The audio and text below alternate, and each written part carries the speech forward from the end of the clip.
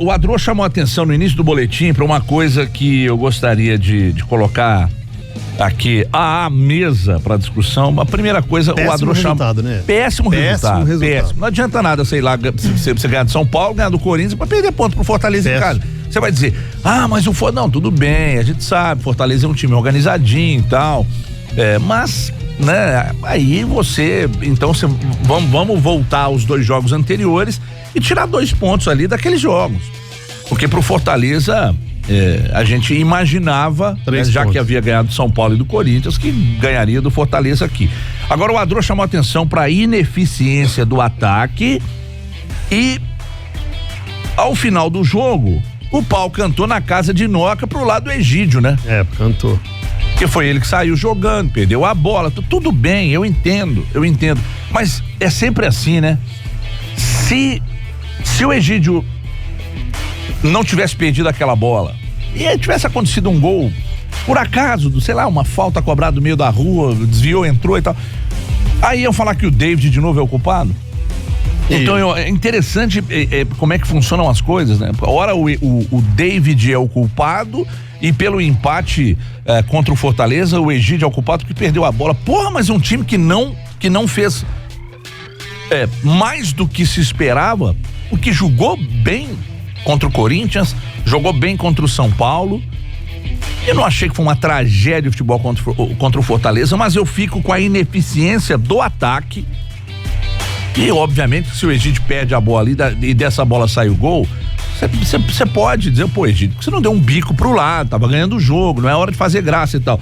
Mas a ineficiência do ataque do Cruzeiro também preocupa, né? Ou preocupou nesse jogo. Quando você olha os números, aí você fala assim, nossa, foi um massacre. E eu tava lá no Mineirão no sábado e não vi esse massacre. E não foi, exatamente. Quando você pega 67% de posse de bola pro Cruzeiro contra 33%, quando você pega 19 finalizações pro Cruzeiro contra 7%, aí você vê quantos passes trocaram, 555 passes do Cruzeiro, o outro 280 Fortaleza. Aí você fala, meu Deus, o Fortaleza foi acuado, massacrado. Eu entendo a raiva do torcedor, Everton, com relação ao Egídio, porque... Só acrescentar para te ajudar também na análise. O Adro disse aqui com razão. Você analisa a ineficiência, muita gente colocando a culpa no Egídio, mas aqui, ó, 3 marcadores em cima do Wellington Paulista. O cara ainda fez o gol. A culpa é só do Egídio? Não, mas aí você pega a defesa saindo, aí é um contra-ataque, acaba pegando ela desarmado, que o Egídio erra o passe no meio, e aí você pega todo mundo saindo, e inclusive, como eu cobri o Fortaleza, eu pude ver uma partida muito boa do Kaká. Muito boa do Kaká. O Kaká jogou com uma tranquilidade de gente grande, sabe? Eu não comparei e eu falei isso na transmissão, assim, não estou comparando. Gente, antes de me bater em redes sociais, não estou comparando. Só que eu olhei o Kaká e falei, gente, olha o futebol meio Juan do Flamengo, sabe o Juan da Roma? Personalidade, seleção brasileira, né? aquele tranquilo, porque ele não é um zagueirão alto, forte. Ele é ali tranquilo na dele, até pra sentir cãibra ele foi simples. Então, eu acho que ele jogou um feijão com arroz muito refinado, muito, muito bem jogado. E aí não é problema da zaga em si. O Egídio, o Everton, muito se fala desse erro na saída de bola, mas ele também errou alguns cruzamentos, não fez uma boa partida. O Egídio, mas não foi o único culpado, né? Como o Fred, por exemplo. O Fred, no ataque do Cruzeiro, gente, ele está parando o ataque do Cruzeiro. A lentidão do Fred promove que o ataque do Cruzeiro inteiro seja a velocidade do Fred. Dá uma parada, dá uma travada. Então, mesmo com a entrada de Sassá, depois a entrada do Ezequiel, e você vê que fala assim, nossa, o time ficou com muitos atacantes. Uma hora lá que ele sacou o David, o Robinho e o Jadson. O Jadson que estava amarelado, saiu no intervalo. Colocou muita gente na frente, Marquinhos Gabriel, colocou Ezequiel, colocou Sassá, e nem por isso o Fortaleza, nossa senhora, bola em cima da linha, e tira, e trava, e goleiro salva. Não, então achei que o Cruzeiro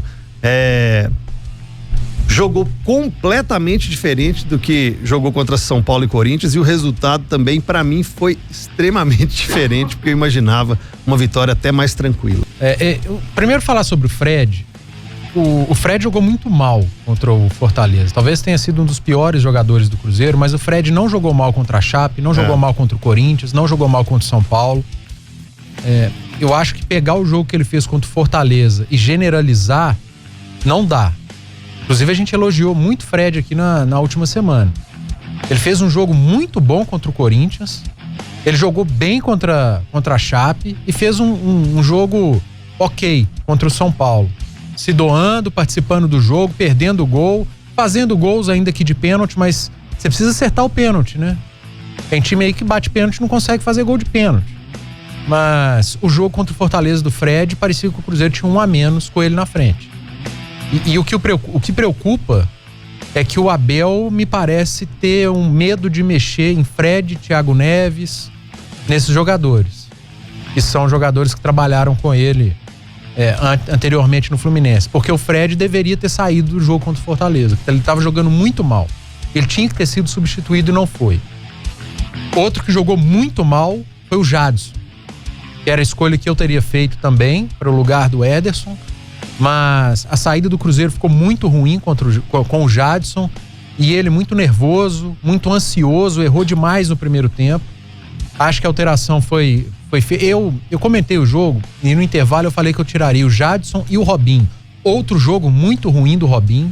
Impressionante como tem errado passe o Robinho. E uma rotação inferior a dos outros. E aí o Abel optou por tirar o Jadson, que acho que era a substituição mais óbvia do intervalo. Também amarelado. Aí ele põe. Aí o Robinho com 1 minuto. Exatamente. E aí ele recua o Robinho. E sinceramente, né? Com o Rogério Ceni, o Robinho já deu mostras que ele jogar ali naquela posição não dá. E o Fortaleza até conseguiu encaixar alguns contra-ataques no segundo tempo e que assustaram. Mas enfim, e colocou o Marquinhos Gabriel do lado direito. O Cruzeiro outra vez passou o primeiro tempo inteiro jogando só pelo lado esquerdo. O futebol era só Egídio e David. O Orejuela não tinha com quem conversar. Aliás, a dupla que trocou mais passes no primeiro tempo foi Jadson e Orejuela. Tá errado. Tinha que ser Robinho e Orejuela, o Cruzeiro jogando em casa contra o Fortaleza. Mas o que acontece? O Robinho afunila. Ele vai pro meio, ele não fica na direita. E o Thiago Neves espeta junto com o Fred. O Cruzeiro fica com 2 atacantes, Fred e Thiago Neves quase que lado a lado. Thiago Neves muito presente na área. Por isso é o cara que mais finaliza. Por isso é o cara que faz gol. O Thiago Neves joga muito próximo à área. Eu gosto disso, não é uma crítica. Mas eu acho que o Robinho, ele não pode afunilar tanto. Ele tem que circular pelo lado direito para dar opção pro Orejuela. Aí o Abel tira o Jadson, põe o Marquinhos, aí o Orejuela passa a jogar no segundo tempo, ele aparece pro jogo, inclusive fez gol, jogou muito no segundo tempo mesmo, jogou bem o Orejuela, porque tinha alguém para conversar com ele, que era o Marquinhos Gabriel. Ele passou o primeiro tempo inteiro sozinho. E ele recua o Robinho. Eu teria entrado com o Cabral desde o início do segundo tempo.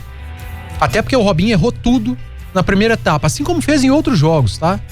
E eu chamei atenção para isso aqui semana passada, como o Robinho vem errando tudo que ele tenta. Mas enfim, ele permaneceu com o Robinho.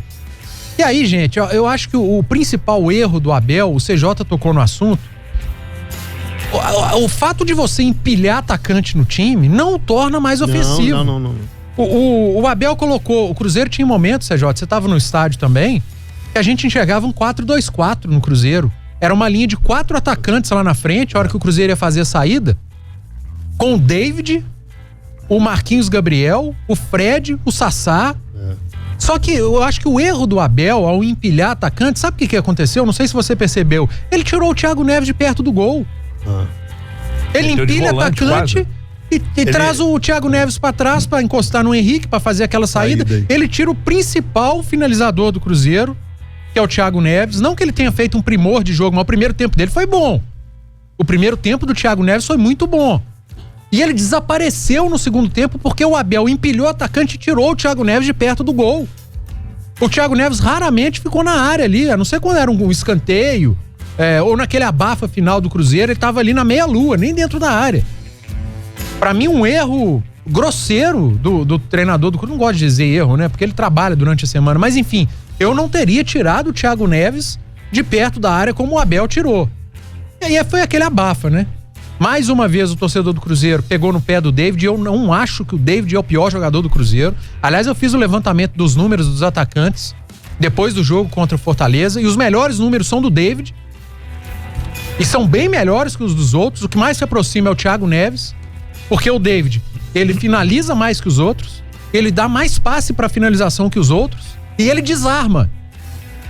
Ele marca lá na frente. Os outros atacantes do Cruzeiro, nenhum deles teve desarme. O cara que vai mais, que procura mais buscar o jogo... Ele não se esconde, né, Ale? Então, é o cara que mais busca o jogo, logicamente, ele vai ficar mais exposto ao erro. Vai errar mais, né? Então, né, tem esse ônus aí em relação... Eu não acho que ele foi bem sábado, não. Eu também não. Mas não é isso que eu quero dizer. Há alguns jogos ele já vem se apresentando mais, ele vem buscando o jogo, as jogadas de ataque quase todas passam por ele, então ele vai ficar suscetível ao erro mesmo. Aí, bola mais no pé dele. No sábado, eu recebi uma mensagem assim, no sábado, hein, do Rick, aqui no Instagram, no meu Instagram lá, CJ Oficial, o Instagram. Ele mandou mensagem só pra mim. Agora, segunda-feira, vocês vão ao microfone dizer que o problema não é o David e dizer que ele tá jogando bem, mas não faz um gol há 35 jogos. O que o Cruzeiro precisa agora? Gol. E isso não é com o David, está provado. Jogar bem e perder, já estamos cansados. Mas vocês vão defendê-lo, porque sabemos que vocês querem ver o Cruzeiro na segunda em 2020. Com todo respeito à opinião de vocês no programa da manhã, mas vocês precisam parar de achar que o torcedor é bobo. O torcedor acha e tem certeza que o David é o pior jogador do Cruzeiro. Tira o David do time, porque o time começa a ganhar, pronto. Eu queria perguntar, eu não tenho esses números aqui, o Lucas poderia até ajudar a gente a fazer esse levantamento. Nos últimos 33 jogos, quantos gols tem o Fred sem ser de pênalti? Quantos gols tem o Robinho? Quantos gols tem o Marquinhos Gabriel? Quantos gols tem o Sassá? Quem mais joga no ataque do Cruzeiro? Quantos gols tem o Ezequiel? Porque esses caras devem estar com uns 10 gols cada, né? É muito fácil você pensar um jogador que não tem grife e sai dando porrada. Todo mundo aqui assistiu o jogo, a bola, né? É o cara que procura o jogo. Se ele tem limitação, sim, ele tem suas limitações.